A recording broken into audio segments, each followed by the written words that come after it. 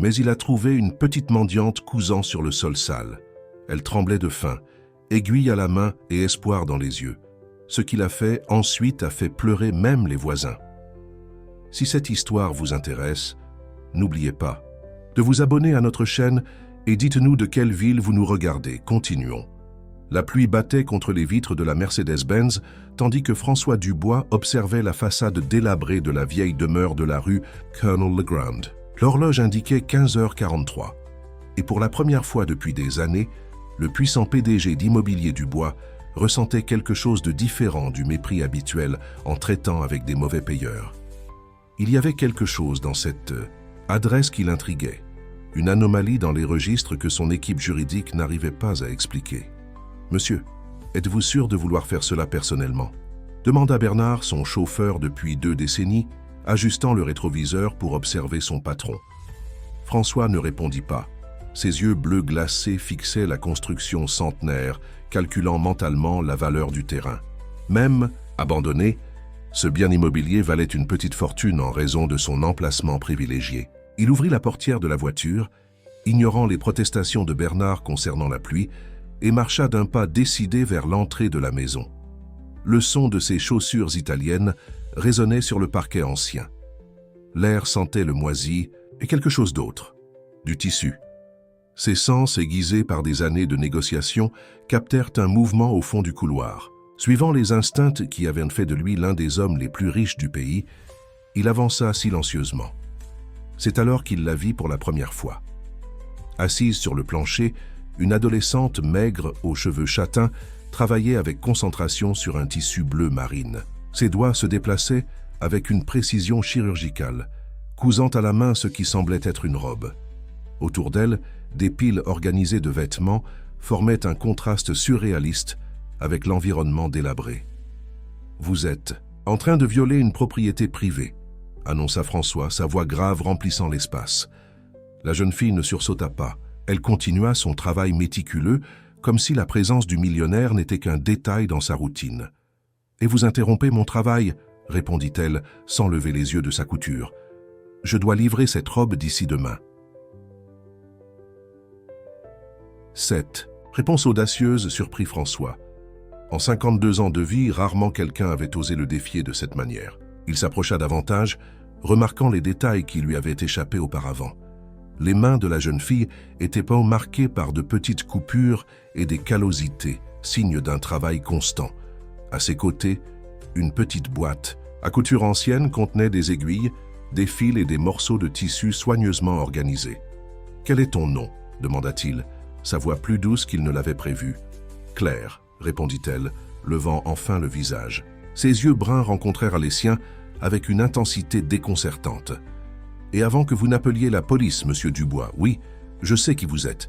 Et je sais aussi que cette maison appartenait à monsieur Antoine Mercier. » Le nom de l'ancien locataire fit froncer les sourcils à François. Antoine Mercier, le vieux tailleur qui avait loué la propriété pendant des décennies, avait mystérieusement disparu 4 mois auparavant, laissant une série de loyers impayés et aucun contact. « Comment connais-tu Antoine ?» demanda-t-il, comprenant qu'il y avait beaucoup plus dans cette histoire qu'une simple intrusion. Claire posa finalement son aiguille. Elle se leva avec une élégance surprenante pour quelqu'un d'aussi jeune et marcha vers un vieux secrétaire dans le coin de la pièce. De là, elle sortit une enveloppe jaunie. « C'était mon père », dit-elle, tendant l'enveloppe à François. « Et cette lettre explique tout. » François prit l'enveloppe avec hésitation, sentant le poids du papier vieilli dans ses mains. À ce moment-là, il ne savait pas encore que ce morceau de papier changerait complètement le cours de sa vie. Il n'imaginait pas que cette jeune fille, avec ses aiguilles et ses morceaux de tissu, était sur le point de coudre une histoire qui transformerait non seulement son destin à elle, mais aussi le sien. La pluie continuait de tomber dehors, mais à l'intérieur de la vieille demeure, le temps semblait s'être arrêté. Claire retourna à son travail, laissant François absorbé par l'enveloppe entre ses mains. L'homme d'affaires qui avait toujours eu des réponses à tout, pour la première fois, ne savait pas comment procéder. Et cette sensation d'incertitude, si inhabituelle dans sa vie méticuleusement planifiée, n'était que le début d'un voyage qu'aucun des deux ne pouvait prévoir. Les mains légèrement tremblantes, François ouvrit l'enveloppe. Le papier portait les marques du temps et un léger arôme de naphtaline, typique des anciennes armoires de tailleur. Ses yeux parcoururent les mots écrits dans une calligraphie élégante et ancienne. « Ma chère Claire, si tu lis cette lettre, cela signifie que je n'ai pas pu tenir ma promesse d'être toujours à tes côtés. Tu as toujours été un mystère dans ma vie, apparaissant cette nuit pluvieuse à la porte de mon atelier, avec seulement 5 ans et un billet anonyme me demandant de prendre soin de toi. Je n'ai jamais su qui était ta mère, ou pourquoi elle a choisi de me confier ta garde. J'ai assumé ton éducation en secret, craignant que les autorités ne t'emmènent dans un foyer. Je t'ai enseigné tout ce que je savais sur la couture, et toi, ma petite, tu as dépassé toutes mes attentes. Tes mains ont le don de transformer des morceaux de tissu en œuvres d'art, de donner une nouvelle vie à ce que d'autres considèrent comme perdu. La demeure de la rue Colonel Legrand a été notre refuge pendant des années. Je sais que je n'ai pas eu le courage de t'enregistrer officiellement comme ma fille, et ce sera éternellement mon plus grand regret. Mais toi, Claire, tu es ma fille dans tous les sens qui importent vraiment. Tout l'argent que j'ai pu économiser est gardé dans un compte d'épargne à ton nom. Ce n'est pas beaucoup, mais j'espère que ce sera suffisant pour que tu commences ta propre histoire. Le numéro du compte est noté au verso de cette lettre. Avec un amour éternel, Antoine Mercier. François leva les yeux du papier, observant Claire avec une nouvelle compréhension. La jeune fille continuait son travail méticuleux, mais une larme solitaire coulait sur son visage. « Pourquoi n'as-tu pas cherché le compte ?» demanda-t-il, remarquant le numéro bancaire noté au verso. « Je l'ai déjà cherché », répondit Claire, faisant un nœud final au fil. « Le compte a été clôturé il y a 3 mois. L'argent a disparu. » François s'assit dans un vieux fauteuil, sentant le poids de la situation. En tant qu'homme d'affaires, il était habitué à traiter avec des chiffres, des contrats et des négociations. Mais cette histoire avait des couches qui échappaient à sa compréhension habituelle des affaires. « Qu'est-il arrivé à Antoine ?» demanda-t-il, observant Claire plier soigneusement la robe terminée. « Il a eu un grave problème de santé », répondit-elle, sa voix ferme malgré la tristesse évidente. Il a été hospitalisé dans un hôpital public. Après cela, il n'est jamais revenu. Le silence qui suivit fut interrompu par le bruit de pas dans le couloir. Bernard, le chauffeur, apparut à la porte avec une expression préoccupée. « Monsieur Dubois, la réunion du conseil commence dans 1 heure, » rappela-t-il, consultant sa montre. François fit un geste de congédiement de la main sans quitter Claire des yeux. La jeune fille rangeait maintenant sa boîte à couture, gardant chaque objet avec un soin presque révérencieux. « Comment survis-tu » demanda-t-il, remarquant les vêtements simples mais impeccablement propres qu'elle portait. « Je coude pour les gens du quartier », répondit Claire, un petit sourire apparaissant sur ses lèvres. « J'ai appris avec le meilleur. Les dames du marché me connaissent, elles me recommandent à d'autres personnes. Ce n'est pas beaucoup, mais c'est honnête. » À ce moment-là, quelque chose changea en François Dubois. L'homme qui avait bâti un empire basé sur des chiffres et l'efficacité ressentit une connexion inexplicable avec cette jeune couturière. Peut-être était-ce la détermination dans ses yeux ou la dignité avec laquelle elle affrontait sa situation. Ou peut-être était-ce quelque chose de plus profond, quelque chose qu'il ne pouvait pas encore nommer. « Tu ne peux pas continuer ici, » dit-il se levant. « Cet endroit n'est pas sûr pour une mineure vivant seule. » Claire arrêta ses mouvements, le regardant avec un mélange de défi et de résignation. « Et où suggérez-vous que j'aille, monsieur Dubois ?» La question flotta dans l'air comme un défi. François ajusta sa cravate de soie italienne, un geste automatique qu'il faisait lorsqu'il était sur le point de prendre une décision importante. « J'ai une proposition pour toi, » dit-il, se surprenant lui-même. « Mais d'abord, nous devons résoudre quelques questions légales. » Ce que François ne savait pas, c'est que cette proposition déclencherait une série d'événements qui changeraient non seulement la vie de Claire, mais aussi sa propre existence méticuleusement planifiée. Le destin, parfois, a une façon particulière de coudre des histoires improbables. La secrétaire de François faillit renverser sa tasse de café quand elle vit Claire entrer dans le luxueux bureau d'immobilier Dubois le lendemain matin. L'adolescente, avec sa robe simple faite de morceaux de tissu, contrastait complètement avec l'environnement d'entreprise, rempli d'exécutifs en costumes coûteux et de femmes en talons hauts. « Mademoiselle, je crois que vous vous êtes trompée d'étage. »« Comment ça là ?» Secrétaire se levant de son bureau en acajou. « Elle est avec moi, Sophie. » La voix de François résonna fermement par l'interphone. « S'il vous plaît, prévoyez un chocolat chaud et quelques croissants. Et ne me passez aucun appel pendant les 30 prochaines minutes. » Claire entra dans le bureau de la présidence, ses yeux parcourant les murs revêtus de bois noble et les grandes fenêtres qui offraient une vue panoramique sur la ville. François était assis derrière son bureau, analysant quelques documents. « Je pensais que tu ne viendrais pas, dit-il, indiquant un fauteuil en cuir. « Vous avez laissé votre carte, répondit Claire, s'asseyant avec la posture droite qu'Antoine lui avait toujours enseignée. Et vous avez dit que vous pourriez m'aider à découvrir ce qui est arrivé à l'argent de mon père. François acquiesça, prenant un dossier sur la table. J'ai passé la nuit à faire quelques recherches. Le compte d'épargne a été clôturé. Par procuration, 3 semaines après qu'Antoine soit entré à l'hôpital. Claire se pencha en avant, ses doigts serrant la lanière de son sac en tissu rapiécé. Procuration? Mais qui? C'est le point intéressant, l'interrompit François, ses yeux révélant un mélange d'inquiétude et d'intérêt. La procuration a été signée par une femme nommée Régine Mercier, qui s'est présentée comme l'épouse d'Antoine. Le visage de Claire pâlit. C'est impossible. Papa n'a jamais été marié. Il m'a raconté toute son histoire depuis sa jeunesse quand il a appris le métier de tailleur. Sophie entra silencieusement avec un plateau, plaçant le chocolat chaud et les croissants sur une table latérale. L'arôme sucré remplit la pièce, mais Claire le remarqua à peine. « Il y a plus », continua François, feuilletant les documents. « Cette Régine Mercier a également vendu l'ancien atelier de couture d'Antoine, un petit bien immobilier dans le centre historique. Et d'après ce que j'ai découvert, elle essaie de localiser d'autres biens qui pourraient être à son nom. Elle vole tout ce qui appartenait à mon père, » murmura Claire, une fureur contenue dans sa jeune voix. « Mais pourquoi? Qui est cette femme ?» François se leva, marchant jusqu'à la fenêtre. Le soleil du matin illuminait son visage marqué par des nuits mal dormies, quelque chose de rare dans sa vie méticuleusement organisée. « Claire, j'ai besoin que tu me fasses confiance, » dit-il, se tournant pour la regarder. « Ce que je vais proposer peut sembler étrange, mais c'est la seule façon de te protéger et de découvrir la vérité sur cette histoire. » La jeune fille se redressa dans le fauteuil, ses yeux bruns fixés sur les siens. « Quelle proposition ?»« Je veux demander ta garde temporaire, » annonça François, ses mots tombant comme des pierres dans une eau calme. « En tant que tuteur légal, je pourrais enquêter officiellement sur l'affaire, avoir accès aux documents et, plus important encore, m'assurer que tu es en sécurité pendant que nous découvrons qui est cette Régine Mercier. » Claire se leva brusquement, renversant son sac.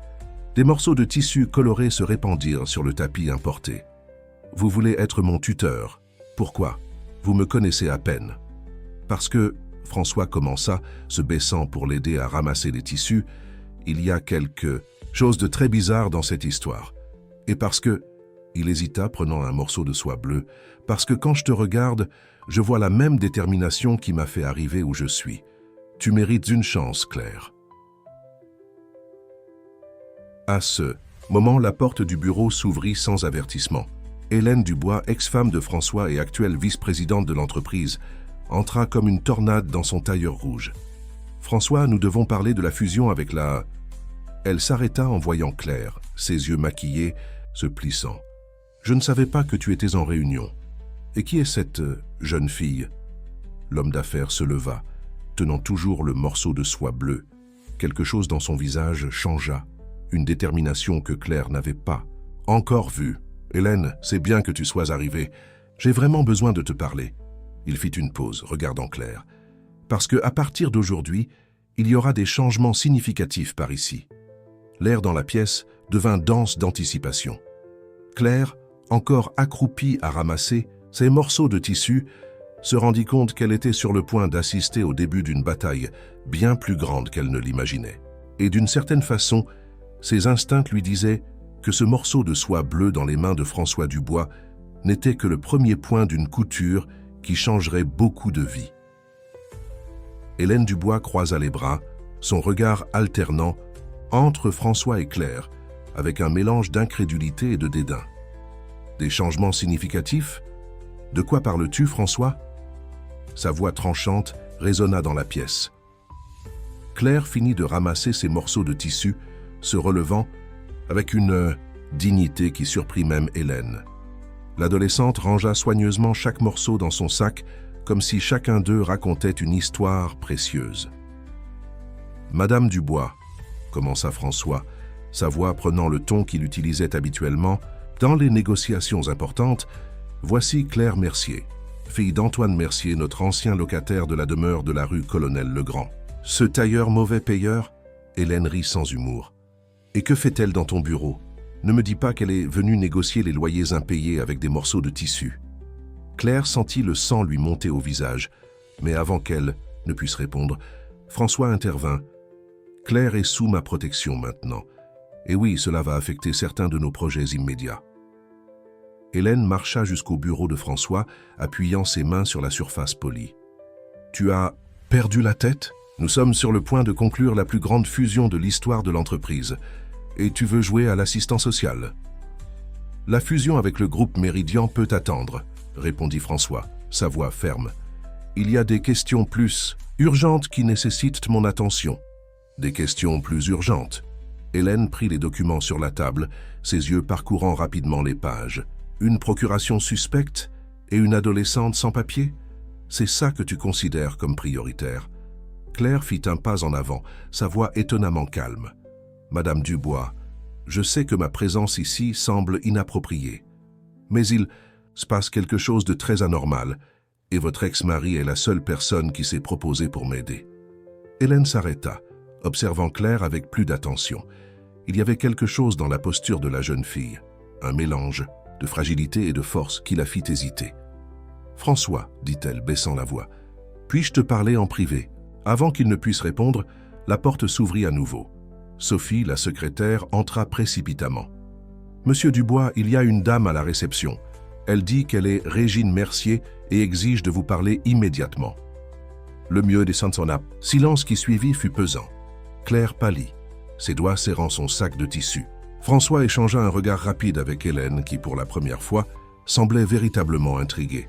« Sophie, dites que je suis en réunion, » commença François, mais il fut interrompu par une voix forte venant du couloir.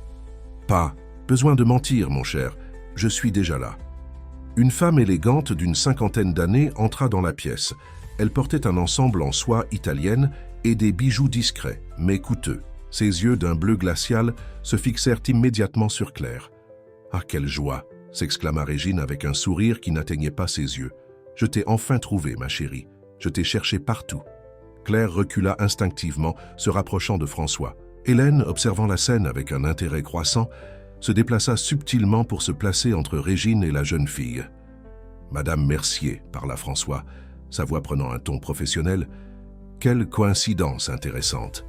Nous venons juste de découvrir la procuration que vous avez utilisée pour accéder au compte d'Antoine. » Le sourire de Régine vacilla pendant une seconde, mais se recomposa rapidement. « Oh oui, en tant que son épouse, c'était mon droit et mon devoir de m'occuper de ses affaires pendant qu'il est indisposé. »« Mensonge !» éclata Claire, avançant d'un pas. « Mon père n'a jamais été marié. Il n'a jamais mentionné votre nom. Vous mentez. » Régine rit doucement, sortant une enveloppe de son sac de marque. « Ma chérie, je pense qu'il y a beaucoup de choses sur ton père que tu ne sais pas. Par exemple, elle fit une pause dramatique. Savais-tu qu'il n'avait pas l'autorisation légale de t'élever ?» L'air sembla quitter la pièce. Claire sentit le sol osciller sous ses pieds, mais elle resta ferme. François posa une main protectrice sur son épaule, tandis qu'Hélène observait la scène avec une expression de plus en plus préoccupée. « Que voulez-vous exactement, madame ?» demanda Hélène, surprenant tout le monde par son intervention. Régine sourit à nouveau, rangeant l'enveloppe. « Simplement ce qui me revient de droit. Et, elle regarda directement Claire, m'assurer que cette jeune fille soit sous les soins appropriés. Après tout, une mineure ne peut pas vivre seule dans une vieille demeure abandonnée, n'est-ce pas ?» À ce moment-là, quelque chose changea dans l'atmosphère. Hélène Dubois, la femme connue pour sa froideur dans les affaires, fit un pas décisif vers Régine. « Intéressant, votre préoccupation, » dit-elle, son ton dangereusement doux, « surtout si l'on considère que vous n'êtes apparu qu'après avoir obtenu l'accès au compte bancaire. » La confrontation entre les deux femmes électrisa l'air de la pièce. Claire, toujours proche de François, comprit que ce moment définirait bien plus que son destin. C'était le début d'une bataille qui révélerait des vérités longtemps enterrées. Le cabinet de maître Béatrice Moreau, l'une des avocates les plus respectées de la ville, était silencieux cet après-midi-là lorsque François, Hélène et Claire entrèrent. Les murs, tapissés de livres juridiques, témoignaient de l'étrange alliance qui se formait entre ces trois personnes si différentes. « Laissez-moi voir si j'ai bien compris », dit Béatrice, ajustant ses lunettes à monture, dorée tout en analysant les documents étalés sur son bureau. Cette dame, Régine Mercier, est apparue de nulle part avec un certificat de mariage et une procuration, a pris le contrôle des biens de Monsieur Antoine, et maintenant, elle veut la garde de Claire. « Exactement », confirma Hélène, qui avait étonnamment décidé de rester aux côtés de François dans cette bataille. Et il y a quelque chose de très suspect dans toute cette documentation. Claire, assise entre François et Hélène, gardait les mains occupées avec une petite broderie qu'elle avait apportée. C'était sa façon de rester calme, comme Antoine le lui avait enseigné. Chaque point de la broderie semblait raconter une histoire différente de sa vie. Le plus intéressant, continua Béatrice, prenant un document spécifique, c'est que j'ai réussi à accéder au registre de l'hôpital où Antoine est hospitalisé. Les visites lui sont extrêmement restreintes. Et devinez quoi? Régine Mercier n'y est jamais apparue. François se pencha en avant, son expression sérieuse. Comment ça? Si elle est vraiment sa femme? Exactement, sourit Béatrice, une lueur de satisfaction dans ses yeux. Une épouse assez dévouée pour s'occuper des affaires de son mari, mais qui ne lui a jamais rendu visite à l'hôpital. Quelque chose ne colle pas. Claire arrêta sa broderie, regardant l'avocate, avec un espoir renouvelé. « Vous pensez que nous pouvons prouver qu'elle ment ?»« Mieux que ça, répondit Béatrice, sortant un autre document d'un dossier. « J'ai trouvé quelque chose de très intéressant dans les anciennes archives du notaire. Une vieille employée s'est souvenue d'Antoine et m'a montré ceci. » Elle fit glisser le papier sur la table. C'était un acte de décès daté d'il y a 20 ans, au nom de Régine Mercier. La vraie Régine Mercier, expliqua Béatrice, était la cousine d'Antoine et est décédée il y a 2 décennies. Elle ne s'est jamais mariée avec lui. Note. Fait. Elle l'a aidé à démarrer son entreprise de tailleur et lui a laissé un petit héritage. Hélène laissa échapper une exclamation de surprise. Alors cette femme utilise l'identité d'une personne déjà décédée? Exactement, confirma Béatrice. Et cela change complètement la donne. Claire lâcha sa broderie, une larme silencieuse coulant sur son visage. Mais pourquoi quelqu'un ferait-il cela? Pourquoi cette femme essaie-t-elle de voler tout ce qui appartenait à mon père? François, qui avait absorbé toutes les informations en silence, se redressa soudainement sur sa chaise. « Le testament, dit-il, comme s'il avait été frappé par un éclair de compréhension.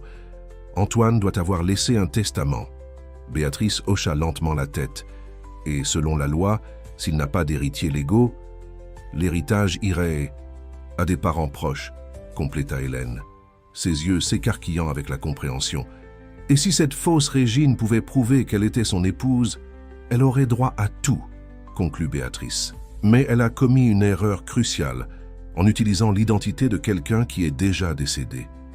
Claire se leva brusquement, son visage changeant d'expression. « Il y a plus, » dit-elle, sa voix tremblant légèrement. « Il y a quelque chose que vous devez voir. » Elle ouvrit son sac de tissu et en sortit un petit journal recouvert de tissu. « J'ai trouvé ceci hier soir, caché dans la doublure d'une des anciennes vestes de papa. Je n'ai pas eu le courage de l'ouvrir seul. » Le journal semblait ancien, ses pages jaunies par le temps. Sur la couverture, brodé en fil doré décoloré, était écrit « Pour ma chère sœur Régine, que ce journal garde nos secrets. » Béatrice prit le journal avec soin, comme si elle manipulait une preuve précieuse. « Cela pourrait être exactement ce dont nous avons besoin, » dit-elle, ouvrant délicatement la première page. Le silence qui suivit ne fut interrompu que par le bruit du climatiseur et le tic-tac de l'horloge au mur. Tandis que Béatrice lisait les premières pages, son expression changeait progressivement de l'intérêt professionnel à quelque chose proche de la stupéfaction. « Mon Dieu !» murmura-t-elle, regardant Claire avec une expression complètement nouvelle. « Vous ne croirez pas ce qui est écrit ici. » À ce moment, le téléphone portable de François vibra avec un message.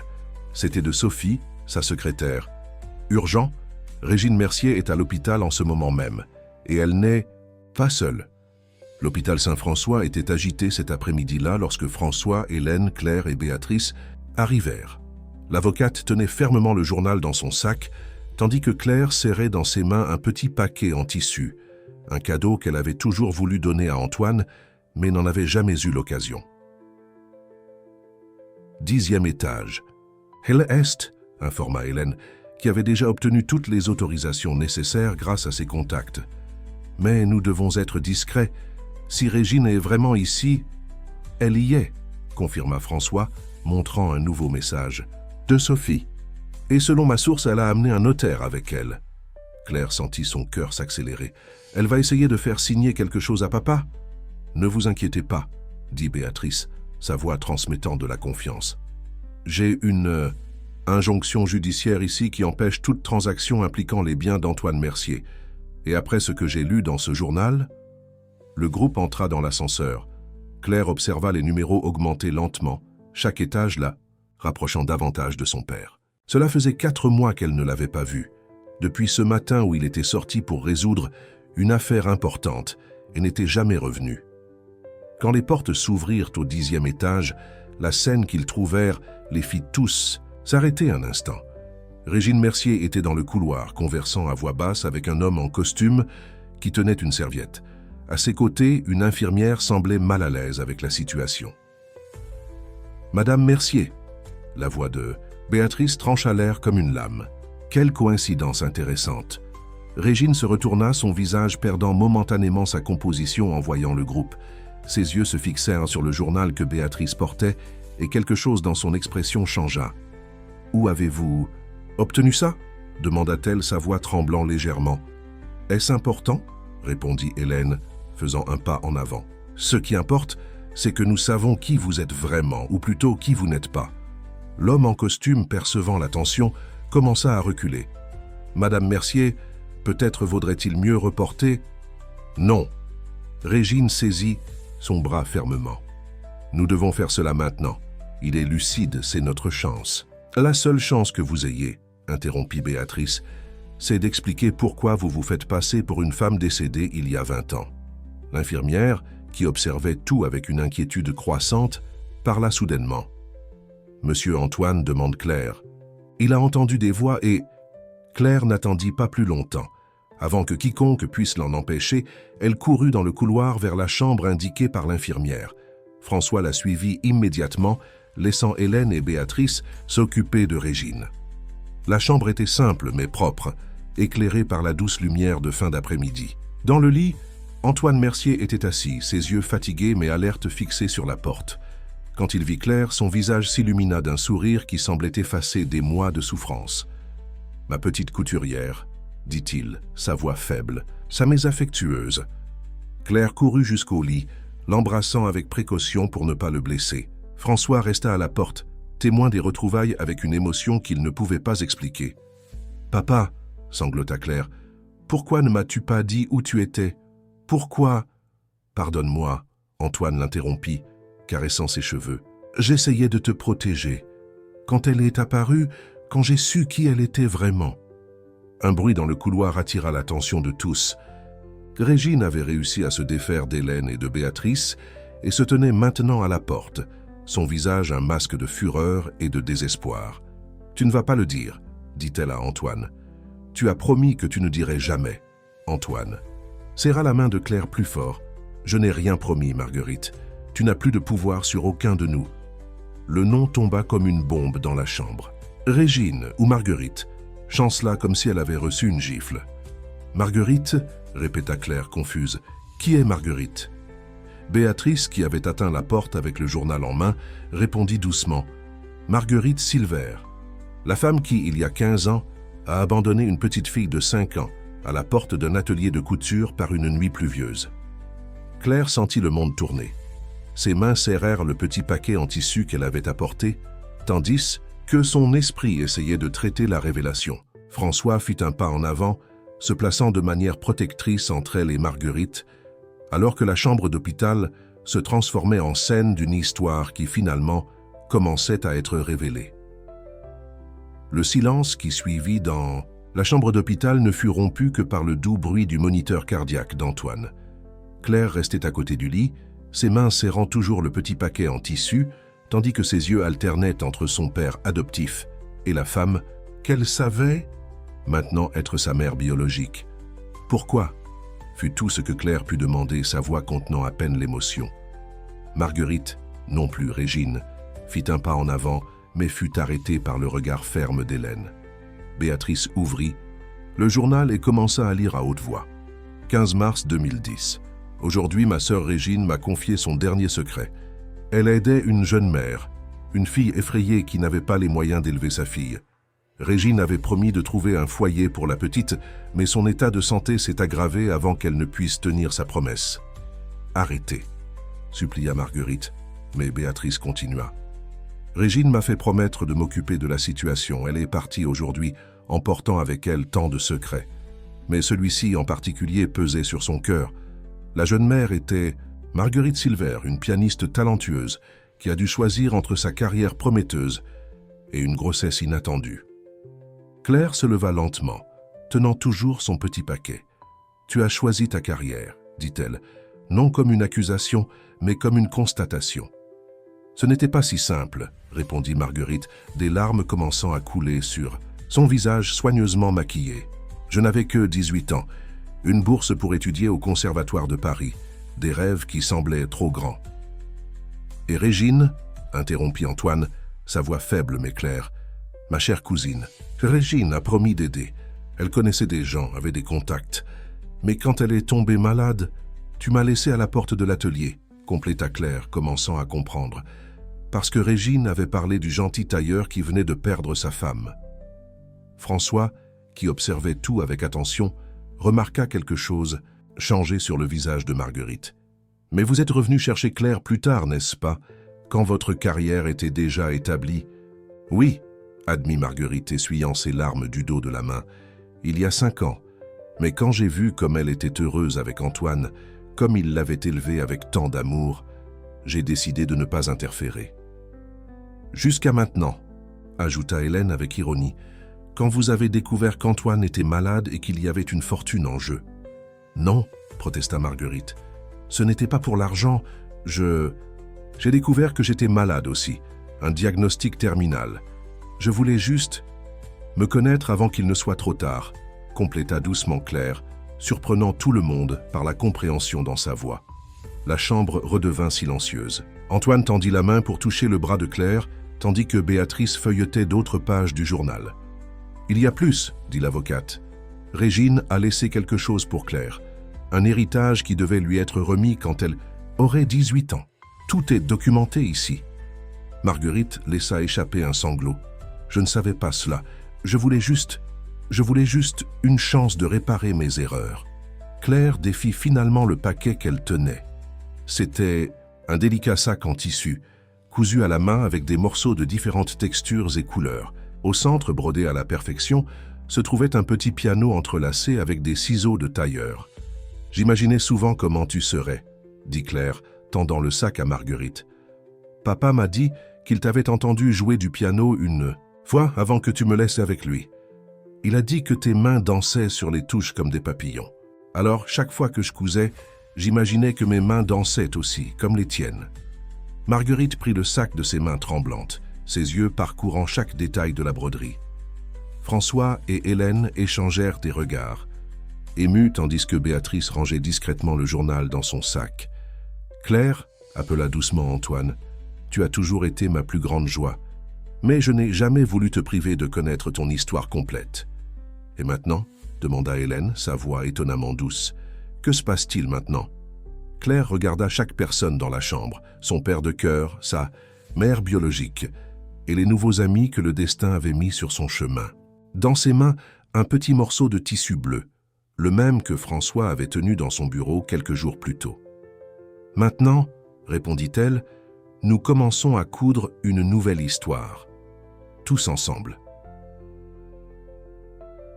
Le soleil de l'après-midi entrait par la fenêtre de l'hôpital, créant des ombres douces qui dansaient sur les murs. Et à ce moment, entre larmes et sourires, différents types d'amour commençaient à s'entrelacer comme des morceaux d'une courte pointe que seul le temps pourrait compléter. Une semaine plus tard, le bureau de François Dubois était méconnaissable. La décoration traditionnelle de l'entreprise avait cédé la place à une explosion de couleurs et de textures. Des morceaux de tissu avaient été transformés en élégants rideaux. Des coussins artisanaux décoraient les canapés en cuir. Et au centre de la pièce, une ancienne machine à coudre Singer partageait l'espace avec des ordinateurs portables et des documents d'entreprise. Ta secrétaire a failli avoir une crise cardiaque quand elle a vu la décoration, plaisanta Hélène, entrant dans la pièce avec un dossier de documents. Mais je dois admettre, c'est accueillant. François sourit, ajustant la nouvelle cravate que Claire avait faite pour lui. Un cadeau de remerciement brodé avec de petits détails dorés. Les gens doivent y comprendre qu'Immobilier Dubois change. Nous ne sommes plus seulement des chiffres et des contrats. En parlant de changement, Hélène s'assit ouvrant son dossier. Le conseil a approuvé à l'unanimité le projet du centre de formation Tissus d'avenir. La vieille demeure de la rue Colonel-Legrand sera entièrement rénovée pour abriter l'école de couture et d'entrepreneuriat. Claire va être ravie, répondit François, ses yeux brillants de fierté paternelle. Elle a déjà une liste de 15 filles qu'elle veut aider, toutes avec des histoires similaires à la sienne. Et Marguerite ? Demanda Hélène, sa voix s'adoucissant en mentionnant le nom. Comment gère-t-elle tout cela ? François se leva, marchant jusqu'à la fenêtre. Là-bas, dans le hall du bâtiment, il pouvait voir Claire enseignant quelques techniques de couture à un groupe d'employés pendant l'heure du déjeuner. À ses côtés, Marguerite observait avec admiration, partageant occasionnellement des histoires de ses voyages en tant que pianiste.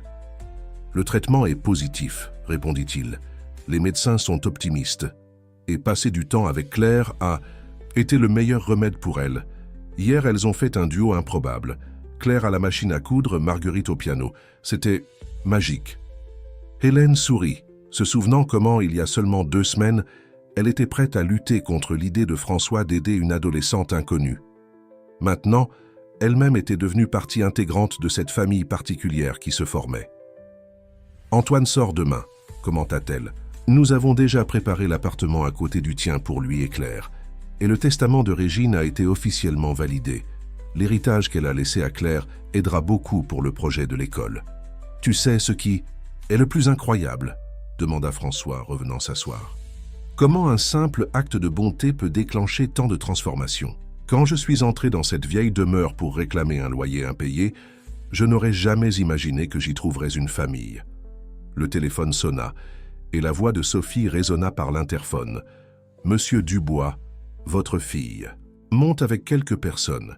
Elle dit qu'elle a une surprise. » Quelques minutes plus tard, Claire entra dans le bureau accompagnée de Marguerite et de 3 dames de la communauté. Chacune portait un vêtement soigneusement emballé. « Papa », appela Claire avec naturel, faisant réchauffer son cœur comme chaque fois qu'elle utilisait ce mot. « Nous avons besoin de ton opinion. Nous préparons la première collection de tissus d'avenir et nous voulons que toi et Hélène soyez nos consultants commerciaux. » Les dames commencèrent à déballer les pièces. Des robes élégantes faites avec des morceaux de haute couture, des blazers modernes créés à partir de vieux vêtements, des accessoires qui racontèrent des histoires à travers chaque couture. « Ceci n'est qu'un échantillon, » expliqua Marguerite, ses yeux brillants du même enthousiasme que sa fille. « Chaque pièce a une histoire, chaque couture porte une signification. Et le meilleur, une partie des bénéfices ira à des bourses d'études pour l'école. » Hélène se leva, touchant le tissu d'une des robes avec admiration. « Ce n'est pas seulement de la mode, » dit-elle. « C'est une transformation sociale à travers l'art. »« C'est une famille, » corrigea Claire, souriant. « Une famille cousue avec des morceaux d'amour, de persévérance et de seconde chance. » François observa la scène avec le cœur débordant. Son ex-femme maintenant amie, sa fille de cœur, la mère biologique de celle-ci devenue une alliée, les dames de la communauté qui faisaient maintenant partie de ce projet plus grand. Chaque personne présente était comme un morceau unique et précieux, cousu par le destin dans un dessin parfait. « Alors, » demanda Claire, ses yeux brillant avec cette détermination que François avait reconnue le premier jour, « pouvons-nous commencer à planifier l'avenir ?» Le soleil de l'après-midi entrait par la fenêtre, faisant danser les tissus colorés avec la brise. Et à ce moment, entre sourires et projets, entre morceaux de tissu et rêves, une nouvelle histoire commençait à s'écrire. Une histoire où l'amour, sous toutes ses formes, était le fil conducteur qui unissait les morceaux les plus improbables, dans la plus belle des courtes pointes. L'auditorium d'Immobilier du Bois était comble. Ce lundi matin, cadres, journalistes et figures importantes du monde de la mode s'installaient sur les chaises, tandis que sur scène, un grand panneau affichait le nouveau logo du projet Tissus d'avenir, des ciseaux entrelacés avec une clé, symbolisant l'ouverture de nouvelles portes à travers l'art de la couture. Claire, vêtue d'une création personnelle qui mélangeait élégamment des morceaux de soie et de coton, ajustait le microphone pour sa première présentation publique. À 15 ans, elle était sur le point de devenir la plus jeune directrice créative d'un projet social d'entreprise dans le pays. « Respire profondément », chuchota Marguerite, ajustant un fil lâche sur la robe de sa fille. « Souviens-toi de ce que je dis toujours, sois comme les touches du piano, ferme dans ton intention, douce dans ton toucher. » François observait la scène depuis les coulisses, son cœur débordant de fierté. À ses côtés, Hélène révisait une dernière fois les chiffres du projet qu'ils allaient représenter. « Nous avons déjà 200 inscriptions pour le premier cycle de cours », commenta-t-elle, montrant les tableaux sur sa tablette, « et 3 grandes marques de mode qui veulent des partenariats exclusifs. Et dire qu'il y a un mois, nous pensions que ce ne serait qu'une petite école de couture, répondit François souriant.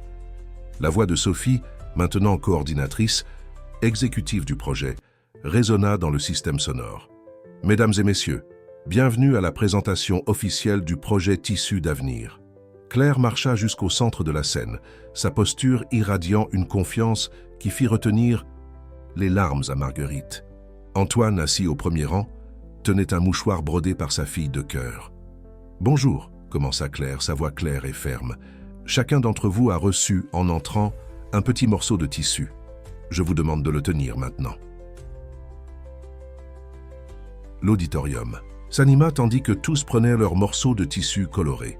Ces morceaux de tissu peuvent sembler insignifiants seuls. Des restes, diraient certains. Mais entre nos mains, avec amour et intention, ils se transforment en art, en subsistance, en espoir.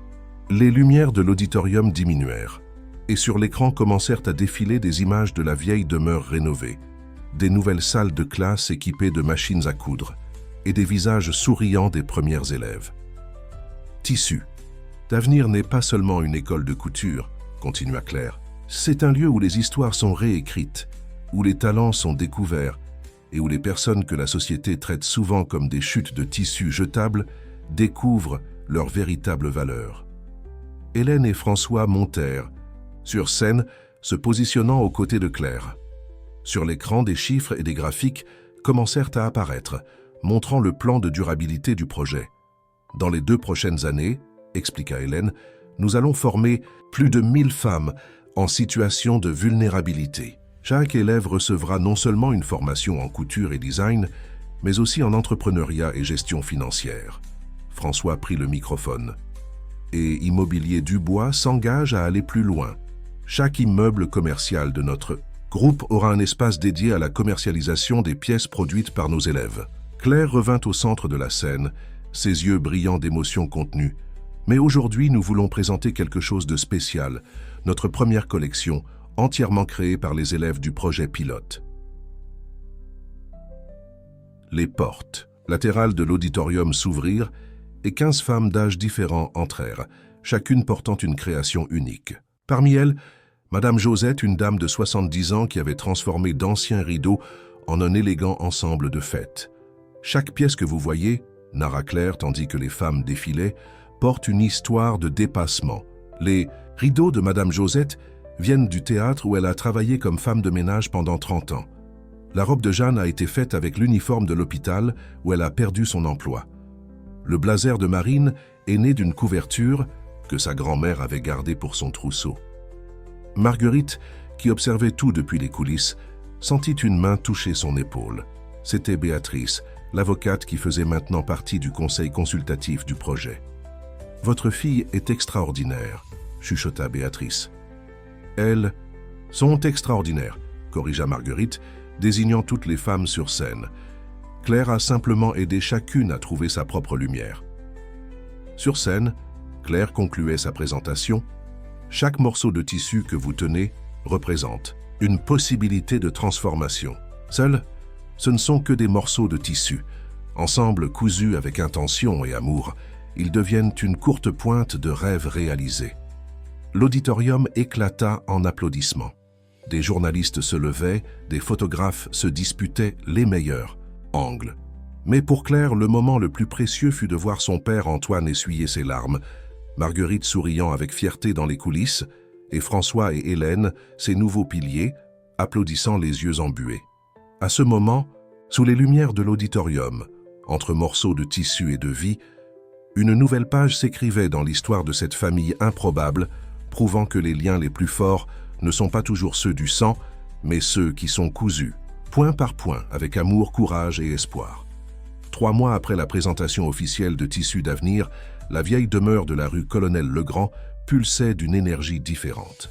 Le son des machines à coudre se mêlait aux rires et aux conversations, créant une symphonie unique de transformation et d'espoir. Claire marchait parmi les élèves, s'arrêtant occasionnellement pour donner des conseils ou féliciter un travail bien fait. Sa propre robe, une création qui mélangeait différentes nuances de bleu dans un dégradé parfait, était un témoignage vivant du pouvoir transformateur de la couture. Claire, appela Madame Josette, maintenant assistante instructrice du projet, viens voir ce que Marine a découvert. Dans le coin de la salle principale, Marine, une jeune mère de 3 enfants, avait développé une technique unique d'entrelacer à des morceaux de tissu créant des textures tridimensionnelles qui semblaient danser sous la lumière. « C'est incroyable », complimenta Claire, touchant le tissu avec admiration. « Comment as-tu pensé à ça ?»« En observant mes enfants jouer qu'avec des origamis », expliqua Marine, ses yeux brillants. « J'ai pensé, si le papier peut prendre vie ainsi, pourquoi pas le tissu ?» Le moment fut interrompu par l'arrivée d'Hélène, qui apportait avec elle une surprise. Le premier magazine de mode international à faire un reportage sur le projet. « Il est sorti aujourd'hui », annonça-t-elle, déballant le magazine. 6 pages complètes sur Tissus d'avenir. Les élèves se rassemblèrent autour, admirant les photos qui montrèrent leur création. Sur la couverture intérieure, une photo de Claire avec Antoine et Marguerite, tous 3 souriant au milieu de morceaux de tissu colorés, racontait silencieusement l'histoire d'une famille construite avec amour et seconde chance. Mais la meilleure nouvelle, continua Hélène, c'est que nous avons reçu une invitation spéciale. La Semaine de la mode de Paris veut un défilé exclusif de Tissus d'avenir. Toutes nos élèves montrant leur création pour le pays entier. La salle explosa en célébration. Des larmes de joie se mêlaient aux étreintes et aux rêves partagés. Au milieu de la célébration, François arriva, amenant avec lui une visite spéciale. « Claire, appela-t-il, il y a quelqu'un ici qui veut connaître notre projet. » Une dame élégante entra dans la pièce, ses yeux parcourant chaque détail avec un intérêt sincère. C'était Valentine Dubois, mère de François, qui était restée distante depuis que son fils avait décidé de transformer l'entreprise. « Alors, c'est le projet qui a fait abandonner à mon fils le monde de l'immobilier ?» demanda-t-elle, sa voix portant un mélange de curiosité et de scepticisme. Claire s'approcha, tendant la main avec grâce. « Madame Dubois, c'est un plaisir de vous rencontrer. Votre fils nous a appris que les meilleurs investissements sont ceux que nous faisons dans le potentiel humain. » Valentine observa la jeune fille avec attention, remarquant l'élégance naturelle dans ses gestes, l'intelligence dans son regard, le leadership silencieux qu'elle exerçait sur toutes les personnes présentes. « Tu sais, » commença Valentine, sortant quelque chose de son sac, « moi aussi je cousais autrefois. Avant de devenir l'épouse d'un homme d'affaires, avant toute la fortune, j'étais couturière dans une petite ville de province. » Elle déballa un petit paquet, révélant une paire de ciseaux anciennes avec des détails en nacre. « Ces ciseaux appartenaient à ma grand-mère, » continua-t-elle, ses yeux s'embuant légèrement. « Elle disait toujours qu'une bonne couturière ne fait pas que joindre des morceaux, elle crée des possibilités. Je pense qu'il est temps qu'ils trouvent un nouveau but. » Claire reçut les ciseaux avec révérence, comprenant la signification profonde de ce geste. Ce n'était pas seulement un instrument de travail, c'était une bénédiction, une approbation, un lien entre générations.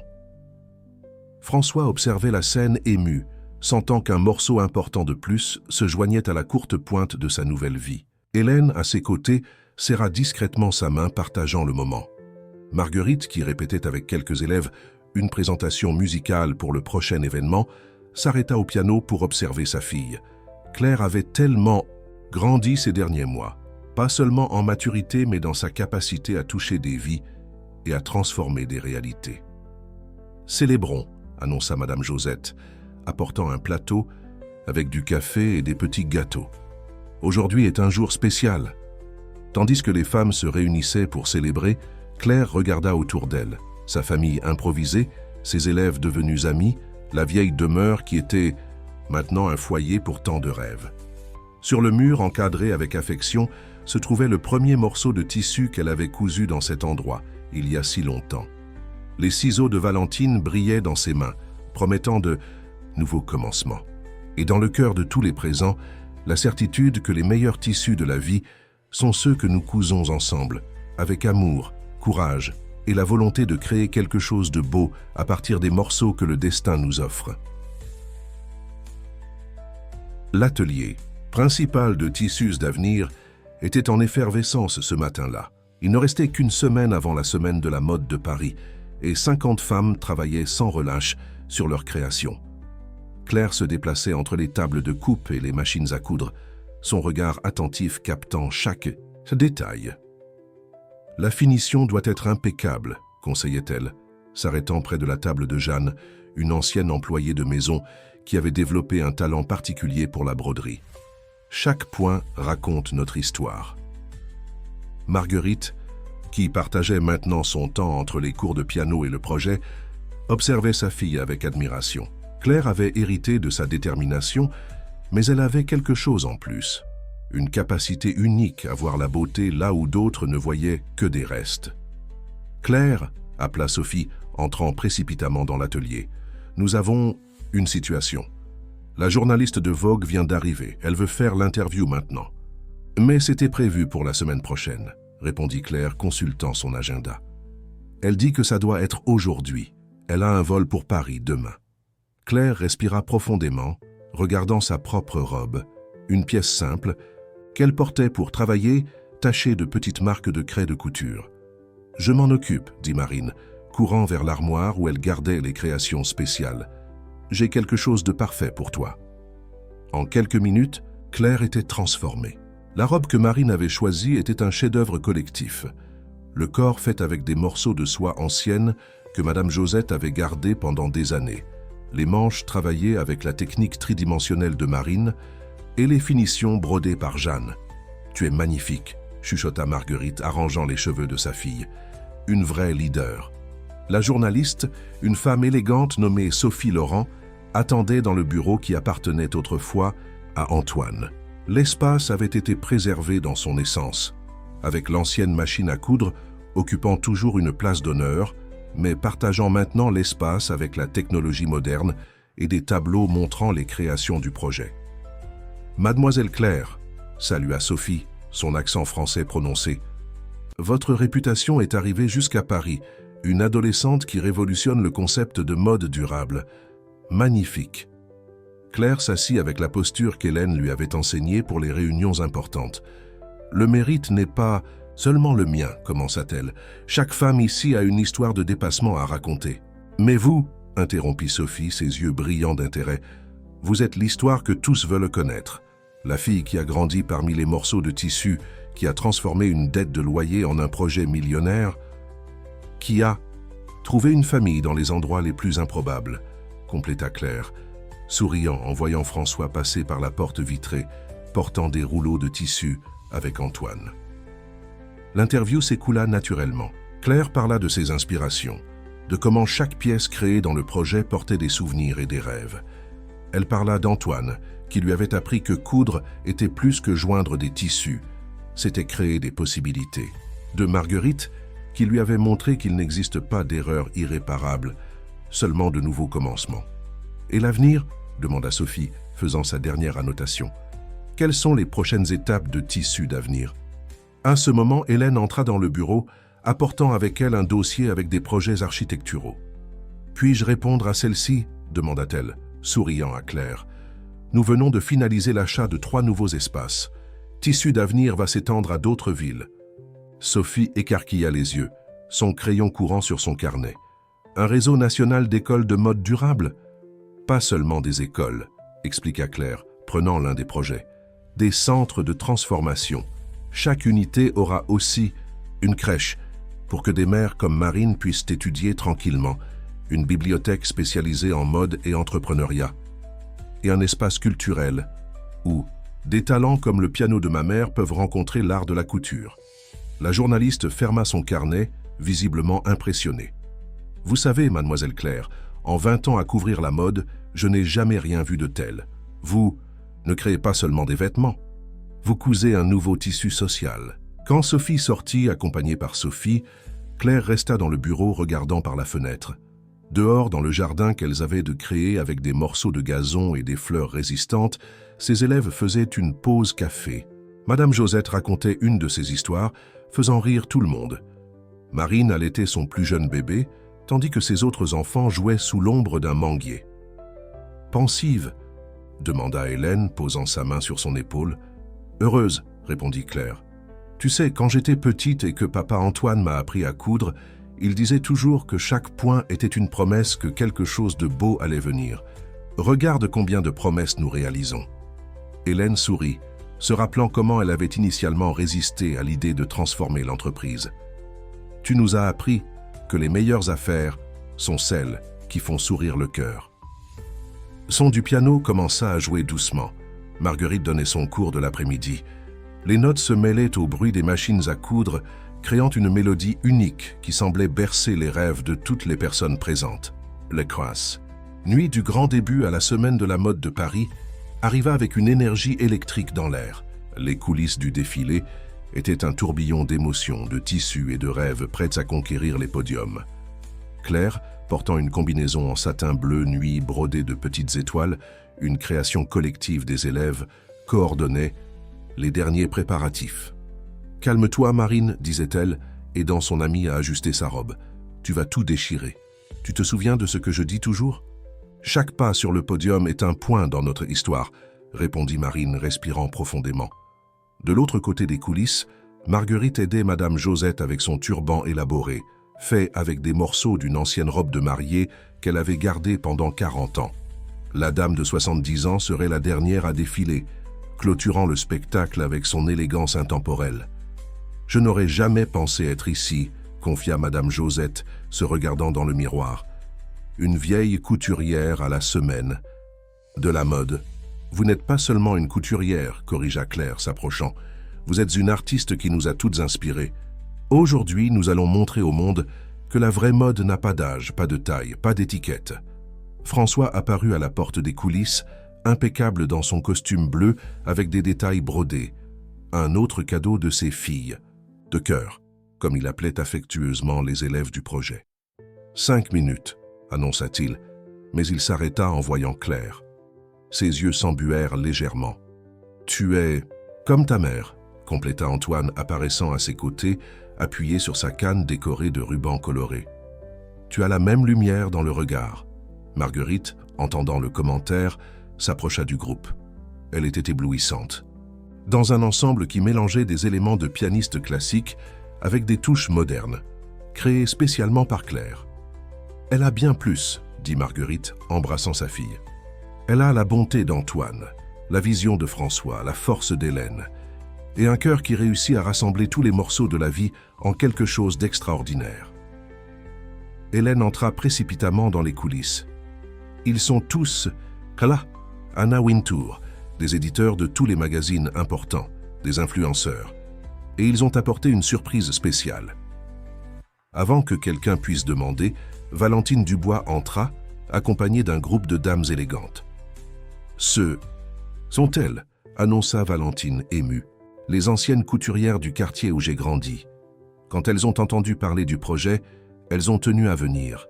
Elles ont apporté quelque chose pour vous. » Les dames commencèrent à ouvrir leurs sacs, révélant de vieux ciseaux, des dés à coudre en argent, des aiguilles spéciales, des reliques transmises de génération en génération. « Pour le musée de tissus d'avenir », expliqua l'une d'elles, « pour que notre histoire ne se perde pas. » Claire pouvait à peine contenir ses larmes, mais elle savait qu'elle devait rester forte. Le spectacle était sur le point de commencer. Toutes en cercle, appela-t-elle, comme nous le faisons tous les jours avant de commencer le travail. Les 50 femmes qui allèrent défiler formèrent un grand cercle avec François, Hélène, Antoine, Marguerite et les couturières visiteuses. Au centre, Claire tenait les ciseaux en nacre que Valentine lui avait donnés. « Aujourd'hui, nous ne défilons pas seulement avec des vêtements, commença-t-elle. Nous défilons avec des rêves, des histoires, des recommencements. Chaque point dans nos créations est une preuve qu'il n'est jamais trop tard pour reconstruire, pour pardonner, pour aimer. Nous sommes toutes des artisanes de la vie, cousant notre propre destin. » Le son des applaudissements dans le public commença à augmenter. C'était l'heure. « Et souvenez-vous, conclut Claire, peu importe ce qui se passe là-bas, ici nous sommes déjà gagnantes. » Les lumières des coulisses clignotèrent, le signal pour commencer. Une par une, les femmes prirent leur position. Marine ajusta sa robe une dernière fois, Madame Josette redressa son turban, les autres vérifièrent leurs derniers détails. Claire observa sa famille improbable, se préparant pour le grand moment. François et Hélène, main dans la main, irradiant de fierté. Antoine, les larmes aux yeux, tenant sa canne colorée.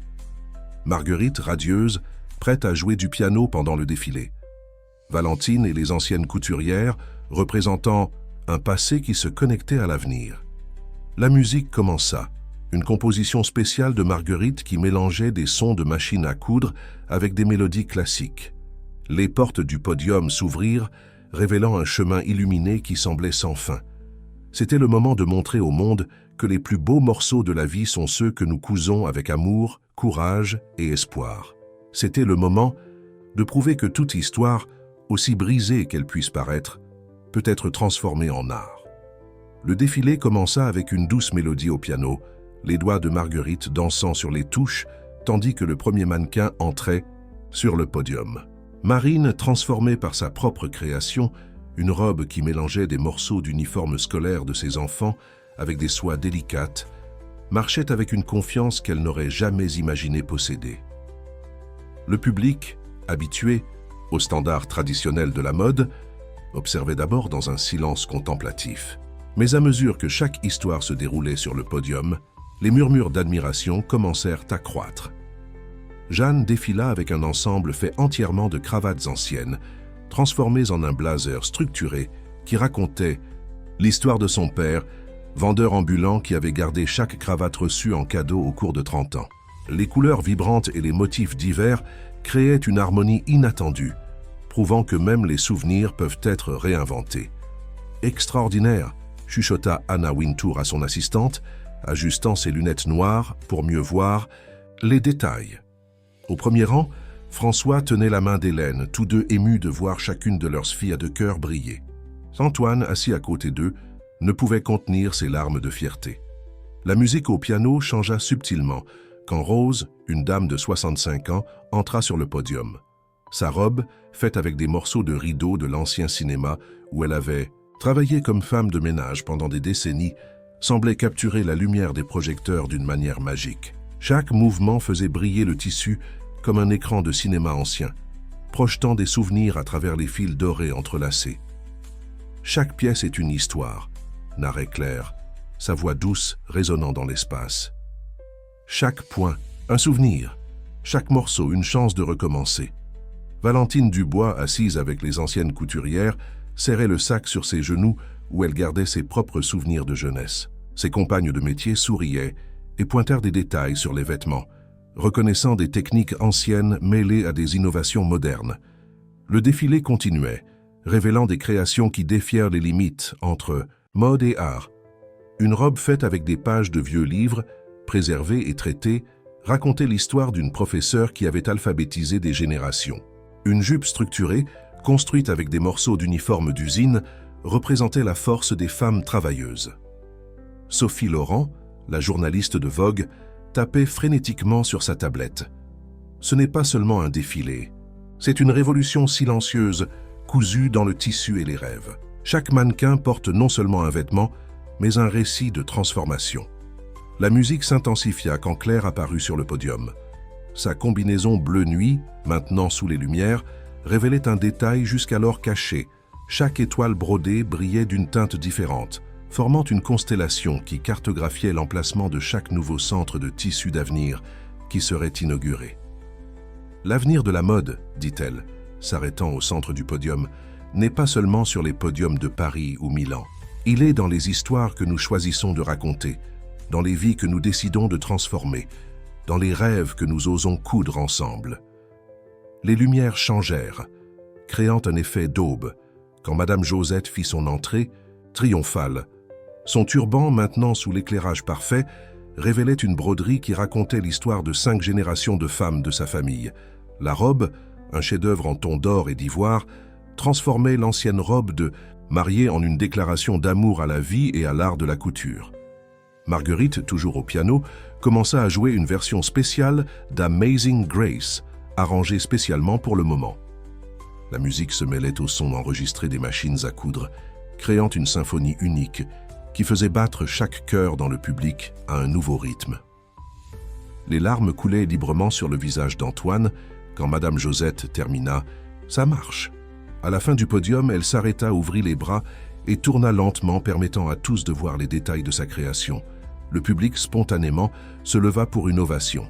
C'était plus qu'un applaudissement, c'était la reconnaissance que la vraie beauté n'a pas d'âge, pas de taille, pas de prix. C'était la célébration de toutes les histoires qui s'entremêlaient à ce moment, de tous les rêves qui avaient trouvé leur forme dans le tissu et le fil. Claire revint sur le podium, maintenant accompagnée de tous les mannequins. Cathy. À côte, elle formait une mosaïque vivante de couleurs, textures et histoires. Marguerite quitta le piano et les rejoignit, suivie par Hélène et Valentine. François et Antoine, ne pouvant résister au moment, montèrent également sur le podium, complétant ce tableau unique d'amour et de transformation. Ceci, dit Claire, sa voix émue par l'émotion, n'est que le début de notre histoire, parce que tant qu'il y aura un morceau de tissu à transformer, un rêve à coudre, nous serons là, créant de la beauté à partir de ce que d'autres considèrent comme des restes. Le public applaudissait debout, beaucoup avec des larmes aux yeux. Des éditeurs de mode échangeaient des regards impressionnés. Des influenceurs transmettaient en direct à des millions d'abonnés. Et dans l'air flottait la certitude que quelque chose d'extraordinaire s'était produit là, quelque chose qui allait bien au-delà de la mode. Le lendemain du défilé, la vieille demeure de la rue Colonel-Legrand était différente. Ce n'étaient pas seulement les dizaines de bouquets de fleurs qui arrivaient à chaque heure, ou les appels incessants de journalistes et de marques intéressées par des partenariats. C'était quelque chose de plus profond, une énergie nouvelle qui semblait émaner des murs centenaires eux-mêmes. Claire était assise dans l'ancien fauteuil d'Antoine, feuilletant les gros titres des principaux journaux et magazines. Tissu d'avenir révolutionne la semaine de la mode. L'avenir de la mode durable a un nom et un prénom.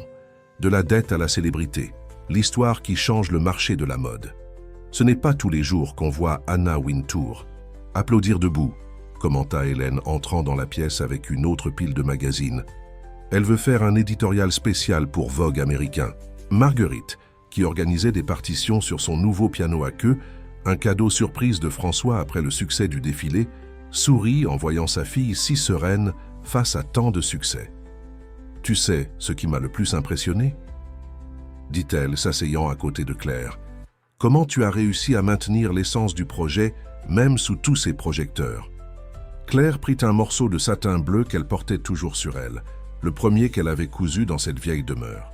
« C'est parce que nous n'oublions jamais qui nous sommes, » répondit-elle. « Chaque point que nous faisons ici est une promesse de transformation. » François entra dans la pièce accompagné d'Antoine et de Valentine. Il portait un vieux dossier que Claire reconnut immédiatement. C'était là que son père gardait ses premiers dessins de vêtements. « J'ai trouvé quelque chose de spécial, » dit Antoine, s'asseyant avec précaution. « Tu te souviens de ceci ?» C'était un dessin d'enfant, fait au crayon de couleur montrant une grande maison colorée pleine de personnes souriantes. Au sommet, écrit d'une écriture tremblante, on lisait « École des rêves de Claire ». Tu avais seulement 6 ans quand tu as dessiné ça, se souvint Antoine, sa voix émue. Tu as dit que tu voulais transformer notre maison en un endroit où toutes les personnes pourraient apprendre à coudre des rêves. Valentine prit le dessin avec soin, ses yeux embués. Et maintenant, regarde, tu n'as pas seulement réalisé ton rêve, mais tu le multiplies dans tout le pays. À ce moment, Madame Josette entra précipitamment, portant encore son turban du défilé. Vous devez voir ça, la cour est pleine. Tous se dirigèrent vers les fenêtres. Dehors, des dizaines de femmes de tous âges étaient rassemblées, beaucoup tenant des morceaux de tissu, des aiguilles et des rêves. Ce sont des personnes voulant s'inscrire au projet, expliqua Sophie, qui coordonnait l'accueil. Elles viennent de partout. Certaines ont voyagé toute la nuit. Claire observa cette foule et sentit son cœur s'élargir. Chaque visage représentait une nouvelle histoire attendant d'être cousue, un nouveau rêve prêt à prendre forme. « Tu sais ce que cela signifie ?»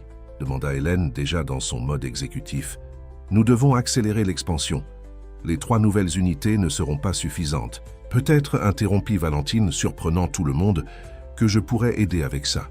J'ai quelques contacts, d'anciennes amies du temps de la couture et beaucoup de propriétés fermées qui pourraient trouver un nouveau but. » François regarda sa mère avec admiration. C'était la première fois qu'il la voyait véritablement enthousiaste pour quelque chose depuis la retraite de son père.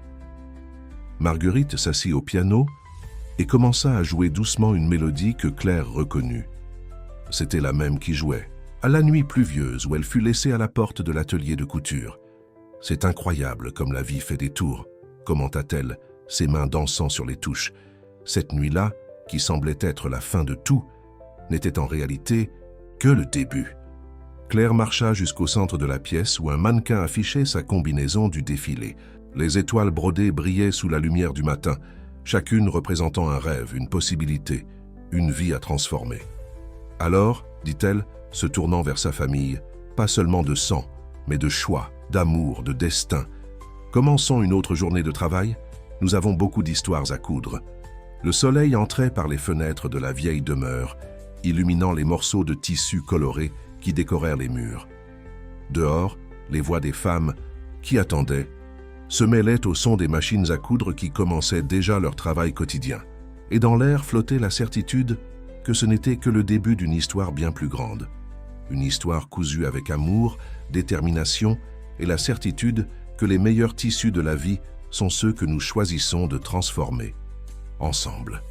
6 mois après le défilé historique à la Semaine de la mode, Tissus d'avenir était devenu un phénomène national.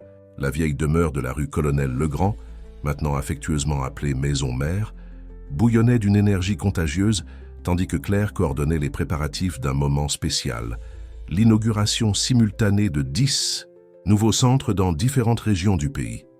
Les chiffres définitifs sont arrivés, annonça Hélène, entrant dans la salle de réunion où Claire analysait des échantillons de tissus avec Marine, désormais coordinatrice de production. Plus de 3000 femmes inscrites dans les nouvelles unités. Et la liste d'attente ne cesse de s'allonger. Claire sourit, prenant un morceau de soie rose ancien, parti d'un lot spécial que Valentine avait découvert dans un vieil entrepôt. Chaque inscription est une nouvelle histoire à coudre ensemble. Marguerite, qui venait de revenir d'une tournée où elle mélangeait concerts de piano et conférences sur le projet, les rejoignit avec des nouvelles encourageantes. Le Conservatoire de Paris veut établir un partenariat. Ils proposent un échange culturel. Nos élèves apprendraient des techniques de haute couture française, tandis que nous enseignerions notre méthode de transformation sociale à travers la mode. Paris. Claire laissa échapper un soupir rêveur. C'était la ville où sa mère avait construit sa carrière de pianiste, et maintenant, elle s'ouvrait pour accueillir l'héritage qu'elles avaient bâti ensemble. François entra dans la pièce, accompagné d'une visite surprise. Michelle Obama, qui avait découvert le projet à travers l'article de Vogue et avait décidé de connaître personnellement cette révolution silencieuse dans la mode française.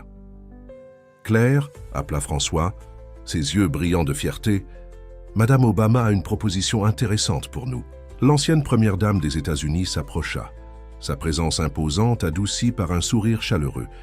Elle portait un blazer créé spécialement par Madame Josette, fait avec des morceaux racontant l'histoire du mouvement pour les droits civiques. « Votre projet est exactement ce dont nous avons besoin aux États-Unis, » dit Michel, s'asseyant avec le groupe. « La façon dont vous combinez l'autonomisation des femmes, la durabilité et la préservation des mémoires culturelles, c'est extraordinaire. » Claire écoutait attentivement, tandis que ses doigts jouaient inconsciemment avec le morceau de soie rose. Michel continua. « J'aimerais proposer une expansion internationale de Tissus d'avenir, en commençant par 10 unités dans des communautés américaines qui ont désespérément besoin d'espoir et d'opportunités. » Le silence qui suivit fut rompu par le doux son du piano. Antoine s'était assis à l'instrument et jouait la mélodie que Marguerite avait composée pour le défilé. La musique semblait bercer ce moment, cas historique, tandis que chaque personne dans la salle assimilait la signification de cette proposition. « Ce serait un honneur », commença Claire, sa voix ferme malgré l'émotion, « mais nous devons maintenir notre essence. Chaque centre de tissu d'avenir a sa propre identité, ses propres histoires. » « C'est exactement pour cela que je suis venu personnellement, » interrompit Michel. « Nous ne voulons pas une franchise standardisée. Nous voulons cette magie que vous avez créée, cette capacité à transformer des histoires locales en art universel. » Hélène, toujours pratique, prenait déjà des notes sur sa tablette. Nous pourrions créer un programme de mentorat. Nos élèves les plus expérimentés pourraient aider à établir les nouvelles unités, partageant non seulement des techniques, mais aussi des valeurs. Et nous pourrions réaliser des échanges culturels, ajouta Marguerite, se laissant gagner par l'enthousiasme. Imaginez les possibilités de mélanger différentes traditions textiles, différents récits. Marine, qui jusqu'alors observait tout en silence, se leva et marcha vers une grande carte au mur, où de petites étoiles marquaient chaque unité du projet.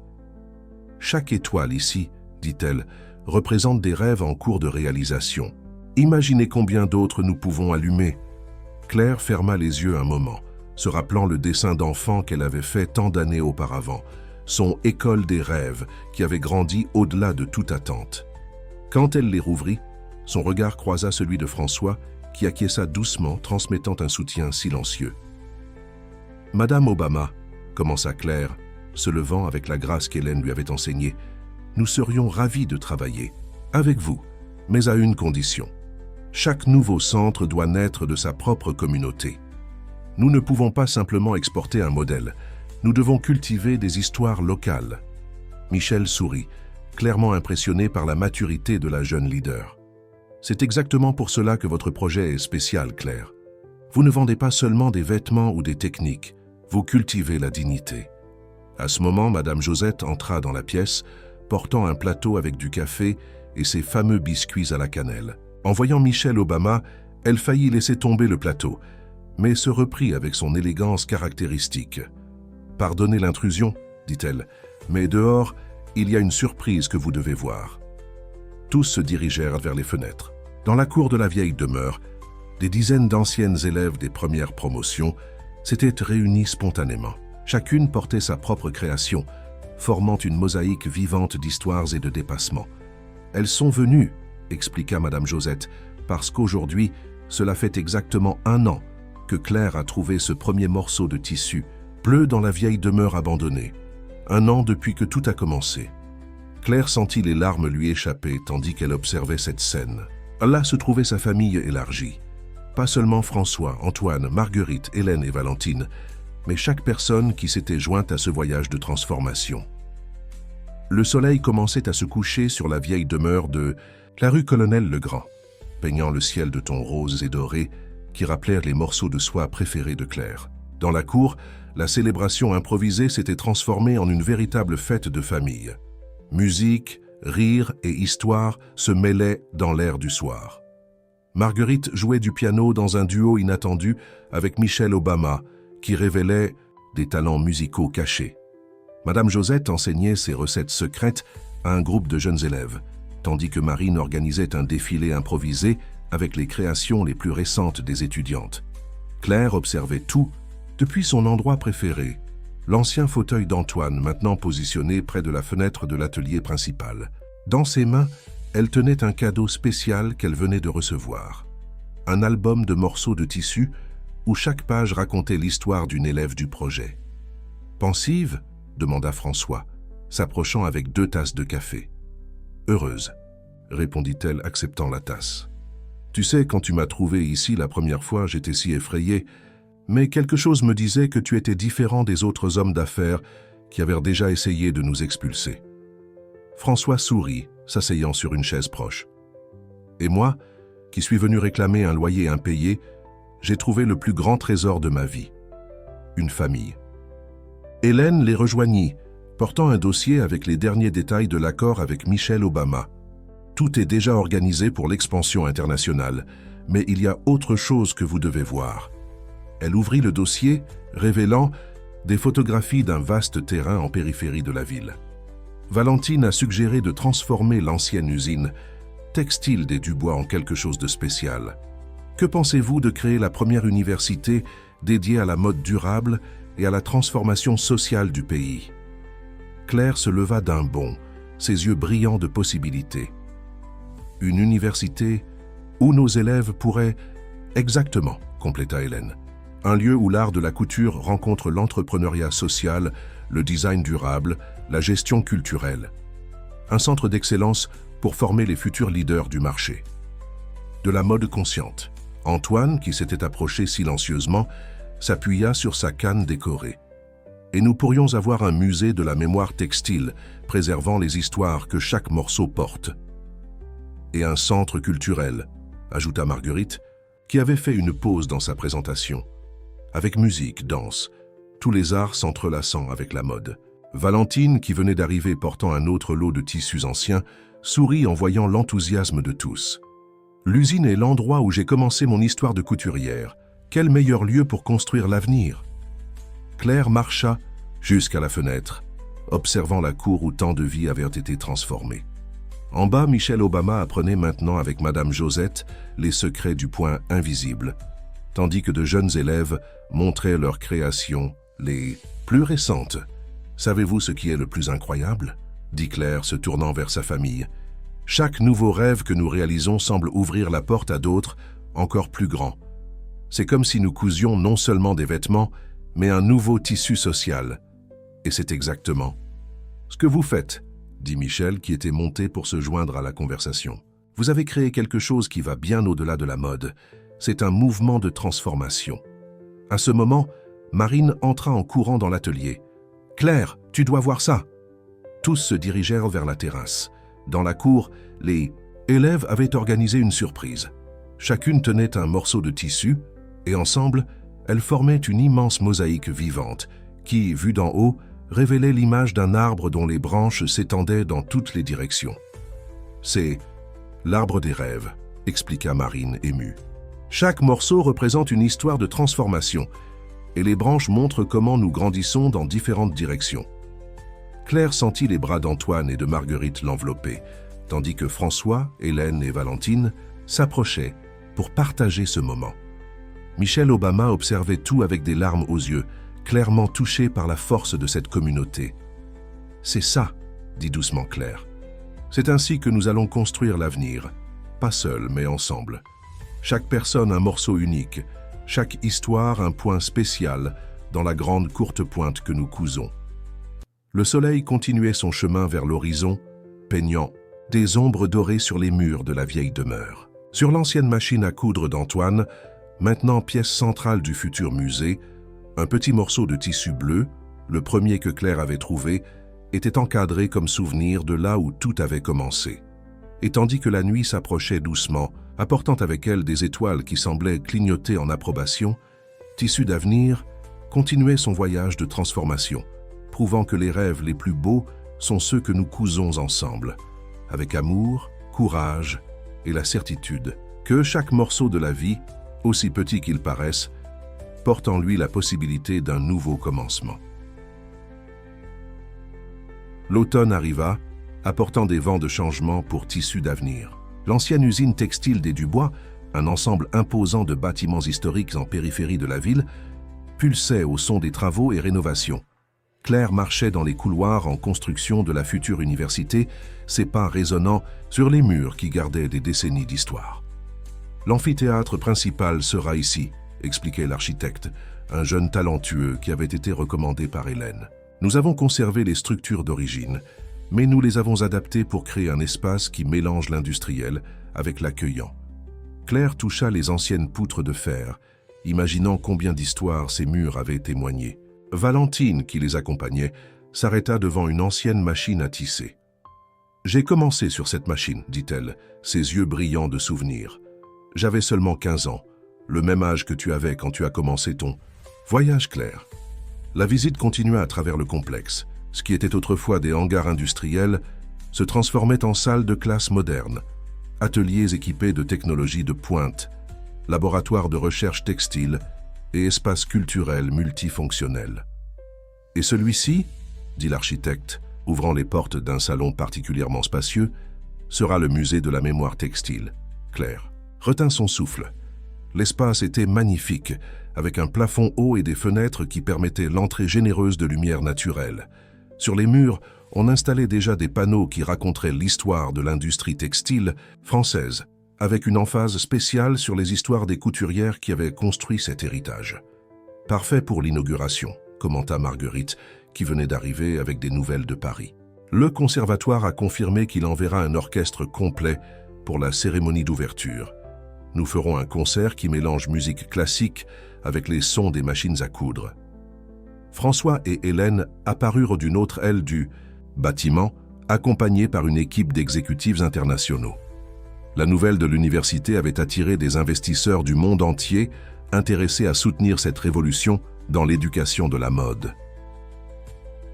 Les partenaires japonais viennent de confirmer, annonça Hélène radieuse. Ils vont envoyer des maîtres du wabi-sabi pour enseigner des techniques d'utilisation de tissus basées sur la philosophie de la beauté imparfaite.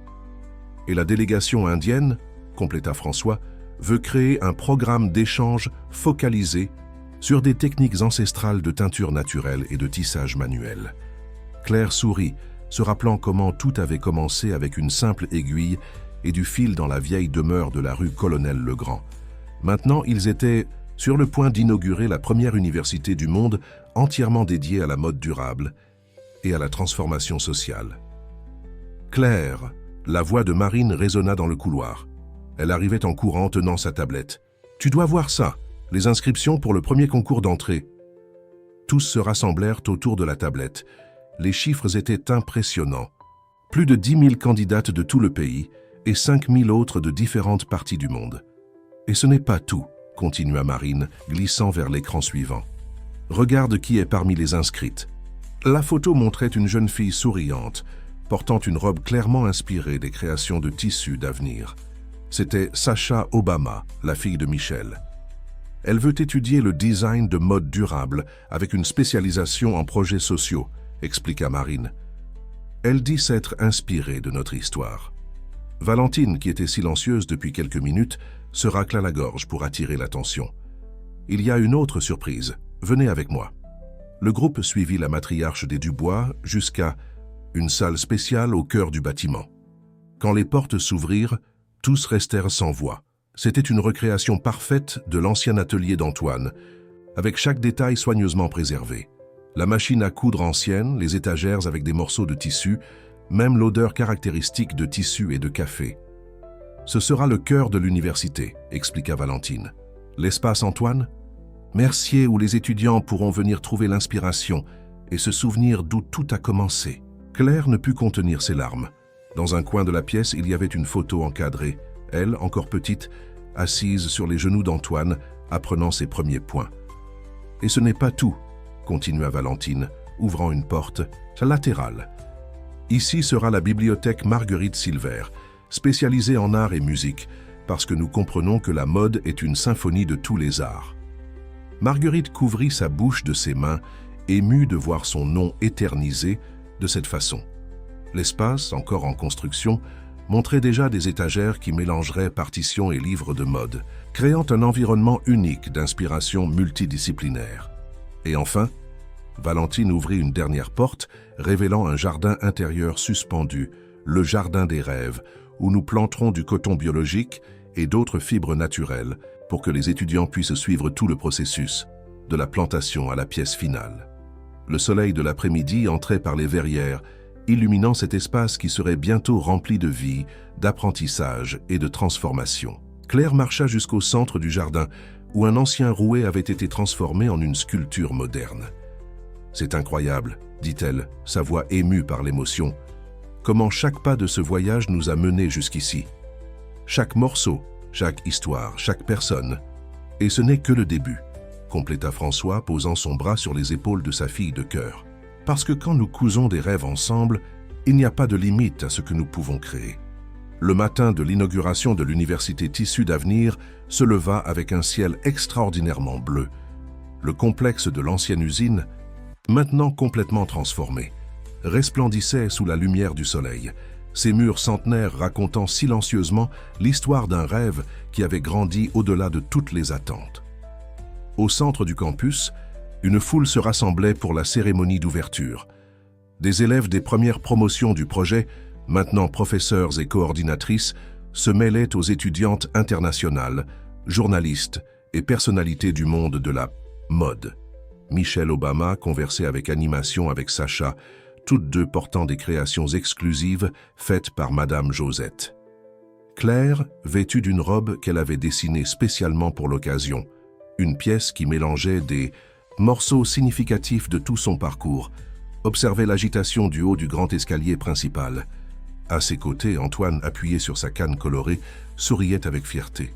« Qui aurait cru, dit-il doucement, que cette petite fille effrayée que j'ai trouvée à la porte de l'atelier deviendrait une révolutionnaire de la mode ?» Marguerite, qui s'approchait avec sa partition spéciale pour la présentation inaugurale, compléta « Une révolutionnaire qui change non seulement la mode, mais la façon dont nous voyons le monde. » Le son d'une cloche ancienne, la même qui marquait autrefois les tours à l'usine textile, appela tout le monde pour le début de la cérémonie. Sur l'estrade montée dans l'amphithéâtre en plein air, Hélène et François attendaient avec les invités spéciaux. « Bienvenue », commença Claire, sa voix claire et ferme résonnant dans l'espace, « à l'Université Tissu d'Avenir, un lieu où nous n'enseignons pas seulement des techniques de couture et de design, mais où nous cultivons des rêves et transformons des vies. » Les rideaux s'ouvrirent, révélant l'orchestre du Conservatoire de Paris, positionné près des anciennes arts. Machines à tisser, qui avaient été transformées en instruments musicaux uniques. Marguerite prit sa place au piano, et une symphonie extraordinaire commença à jouer. La musique classique se mélangeant harmonieusement avec les sons rythmiques des machines. Chaque espace de cette université, continua Claire, tandis que des images étaient projetées sur les écrans, porte une histoire. Chaque salle de classe, chaque atelier, chaque couloir a été pensé pour inspirer et transformer. Valentine se leva alors, surprenant tout le monde. Et aujourd'hui, j'ai une dernière annonce à faire. La Fondation Dubois crée un fonds de bourse d'études permanent. 1000 places chaque année pour des femmes de communautés défavorisées du monde entier. La foule explosa en applaudissements. Marine, maintenant directrice du programme d'extension communautaire, ne pouvait contenir ses larmes en pensant à combien de vies seraient transformées par cette initiative. Mais ce n'est pas tout, continua. Valentine faisant un geste pour qu'on apporte quelque chose couvert d'un tissu spécial. Claire, ceci est notre hommage pour toi. Le tissu fut retiré, révélant une sculpture impressionnante. Un arbre fait entièrement de morceaux de tissu, d'aiguilles et de fils anciens, ses racines émergeant d'une machine à coudre vintage et ses branches s'étendant dans toutes les directions, chacune soutenant de petits rêves brodés. L'arbre des rêves possibles, expliqua Valentine, sera le symbole de cette université. Parce qu'ici, nous enseignons que tout rêve, peu importe combien petit il semble, peut grandir et fleurir quand il est cultivé avec amour et détermination. Claire remonta sur l'estrade, maintenant accompagnée par toutes les femmes qui avaient fait partie de ce voyage. Madame Josette, Marine, les premières élèves du projet, les nouvelles étudiantes internationales. Ensemble, elles formaient une mosaïque vivante de transformation et d'espoir. Aujourd'hui, dit-elle, sa voix émue, par l'émotion, nous n'inaugurons pas seulement une université, nous inaugurons un nouveau chapitre dans l'histoire de la mode mondiale. Un chapitre où la durabilité n'est pas seulement un mot à la mode, mais un engagement envers l'avenir, où chaque morceau de tissu jeté a la chance de se transformer en art, où chaque personne a l'opportunité de redessiner sa propre histoire. La musique s'amplifia dans un crescendo émouvant, tandis que dans le ciel, des parachutistes libérèrent des morceaux de tissu colorés qui dansaient dans l'air, comme des papillons multicolores. Chaque morceau de tissu portait une graine spéciale. Une fois plantée, elle donnerait naissance à une fleur. Parce qu'au final, conclut Claire, regardant sa famille, Antoine, Marguerite, François, Hélène, Valentine et tous les autres, que le destin avait cousu dans sa vie. La plus grande leçon que nous avons apprise est que les rêves les plus beaux sont ceux que nous cousons ensemble, et que chacun de nous est un morceau précieux dans la grande courte pointe de la vie, capable de transformer le monde avec une aiguille, du fil et beaucoup d'amour. Le soleil atteignit son point le plus haut dans le ciel, faisant projeter aux vitraux du bâtiment principal un kaléidoscope de couleurs sur la foule. Et tandis que la musique jouait et que les morceaux de tissu dansaient dans l'air, une nouvelle ère commençait, pas seulement pour la mode, mais pour tous ceux qui osaient rêver d'un lendemain plus beau, plus juste et plus coloré. Une douce brise de printemps soufflait à travers les fenêtres de la vieille demeure de la rue Colonel-Legrand. 5 ans s'étaient écoulés depuis l'inauguration de l'université Tissu d'Avenir, et Claire, maintenant âgée de 20 ans, observait l'animation du lieu qu'elle considérait toujours comme son foyer, malgré toutes les transformations. L'ancienne demeure, bien qu'elle ne soit plus le seul centre du projet, demeurait le cœur spirituel de Tissus d'Avenir. Ces murs, qui avaient un jour été témoins du début timide d'un rêve, gardaient maintenant les histoires de milliers de vies transformées. « Tu penses à la remise des diplômes de demain ?» demanda Antoine, entrant dans la pièce d'un pas. Lent mais ferme. À 75 ans, il conservait toujours cette lueur spéciale dans le regard que Claire avait connu enfant.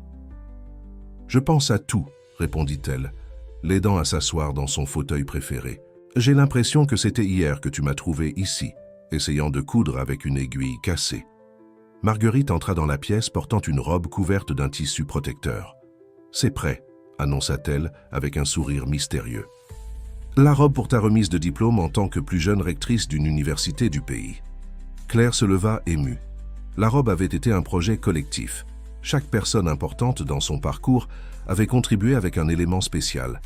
Quand le tissu protecteur fut retiré, elle retint son souffle. C'était un chef-d'œuvre qui racontait toute son histoire. Le corsage avait été fait avec le premier morceau de tissu bleu qu'elle avait trouvé dans la vieille demeure. Les manches portaient des broderies de Madame Josette, racontant l'histoire du projet à travers des symboles délicats. La jupe, en couche, mélangeait des tissus de tous les continents où Tissu d'Avenir était arrivé. Chaque point de cette robe, expliqua Marguerite, touchant un détail spécial près du cœur, une petite partition brodée en fil doré, porte un morceau de qui tu es et de tous ceux qui ont aidé à construire ce rêve. François et Hélène arrivèrent à ce moment, apportant les dernières nouvelles. Tissu d'Avenir venait d'être reconnu par l'ONU comme le plus grand projet de transformation sociale à travers la mode dans le monde. Plus de 50 000 femmes avaient été formées dans ces programmes et l'impact économique sur les communautés était mesurable. « Et il y a plus, » dit Hélène, contenant à peine son excitation. L'université a été choisie pour accueillir le premier forum mondial de la mode durable. Des représentants de plus de 100 pays viendront connaître notre méthodologie. Valentine, qui était entrée silencieusement dans la pièce, ajouta « Et ce n'est pas tout. L'ancien groupe de couturières de mon quartier, vous vous souvenez d'elles? Elles viennent de créer un programme pour enseigner des techniques ancestrales de couture aux nouvelles générations. Elles l'appellent « gardienne des points ». Claire sourit, se rappelant comment tout avait commencé, avec une dette de loyer, une vieille demeure abandonnée et une adolescente effrayée essayant de survivre avec une aiguille et du fil. Maintenant, ce petit acte de courage s'était transformé en un mouvement mondial. « Vous savez, dit-elle, marchant jusqu'à la fenêtre d'où elle pouvait voir le jardin de la vieille demeure, maintenant transformé en un espace de convivialité, où des élèves de tous âges se réunissaient pour échanger des histoires et des connaissances. Parfois, je me demande si tout cela est réel. »« C'est plus que réel, » répondit François s'approchant. « C'est la preuve que lorsque nous cousons des rêves avec amour et détermination, ils prennent vie par eux-mêmes. » Marine entra en courant dans la pièce, maintenant une respectée professeure de design durable. « Claire, tu dois voir ça. » Tous la suivirent jusqu'à la cour.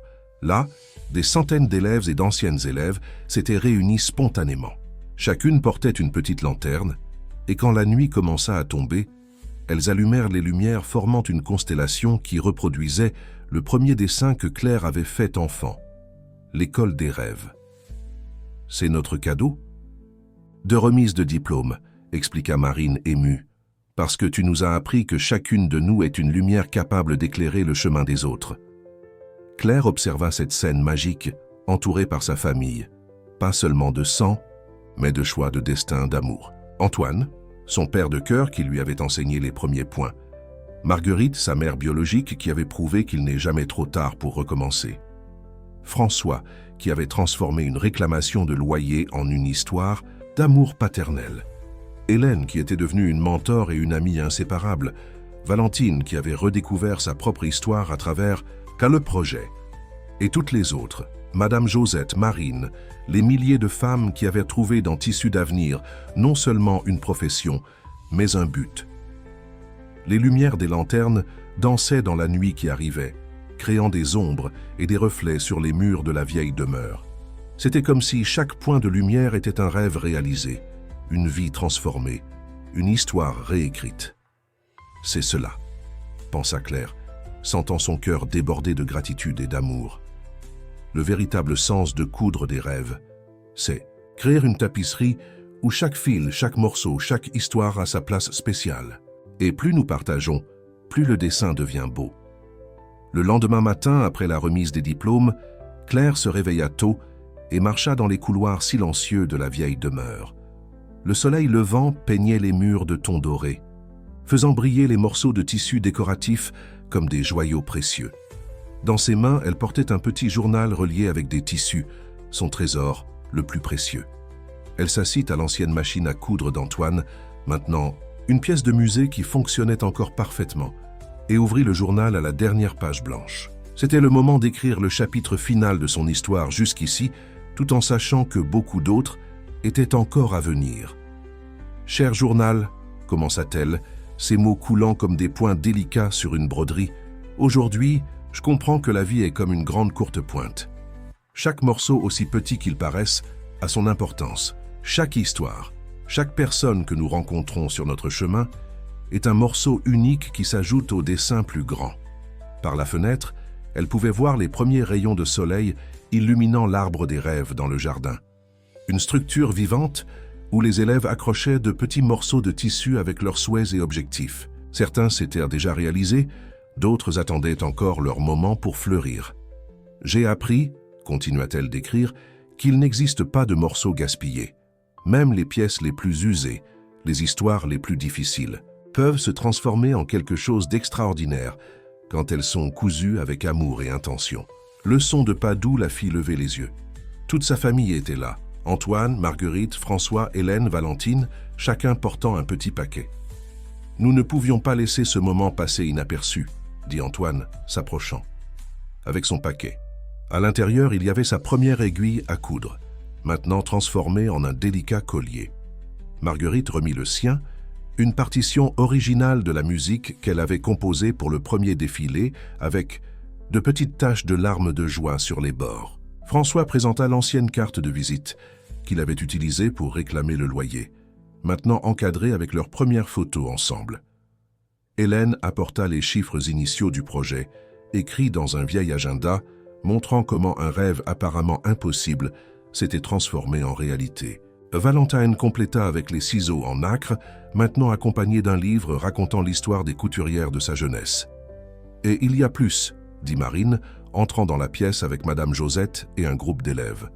Chacune apportait un petit morceau de tissu qui ensemble formait une nouvelle carte, montrant tous les endroits du monde où Tissu d'avenir était arrivé. Claire regarda cette scène avec le cœur débordant. Elle se tourna vers son journal et continua à écrire. « Aujourd'hui, 5 ans après cette première nuit dans la vieille demeure, je comprends que notre plus grande œuvre n'est pas les vêtements que nous créons, ni même l'université que nous avons construite. Notre plus grande œuvre est les vies que nous transformons, les rêves que nous aidons à réaliser, les histoires que nous aidons à raconter à nouveau. » Le son de la vieille cloche commença à sonner, appelant au début d'une nouvelle journée de cours. Bientôt, les couloirs seraient remplis de rêveuses de tous âges, chacune portant sa propre histoire à ajouter à la grande courte pointe qu'elles construisaient ensemble. Et ainsi, écrivit Claire dans les dernières lignes, nous continuons à coudre l'avenir, point par point, rêve par rêve, parce que maintenant, nous savons qu'il n'y a pas de limite à ce que nous pouvons créer quand nous assemblons des morceaux d'amour, de courage et d'espoir. Elle ferma doucement le journal et regarda sa famille, ce groupe improbable que le destin avait réuni à travers une histoire de loyer impayé et qui était maintenant indissociable. « Prêt pour une nouvelle journée ?» demanda-t-elle, se levant avec un sourire. Toujours, répondirent-ils à l'unisson, chacun connaissant son rôle dans cette histoire qui continuait à s'écrire. Dehors, une nouvelle promotion d'élèves arrivait, chacune portant ses propres morceaux, ses propres histoires, ses propres rêves. Et Claire savait, avec la certitude que seul l'amour peut donner, que ce n'était pas une fin, mais un éternel recommencement. Parce que tant qu'il y aurait un morceau à transformer, une histoire à raconter à nouveau, un rêve à coudre, Tissu d'avenir continuerait sa mission de tisser un monde plus beau, plus juste et plus accueillant pour tous. Et ainsi, entre points et morceaux, entre rires et larmes, entre passé et avenir, l'histoire continuait,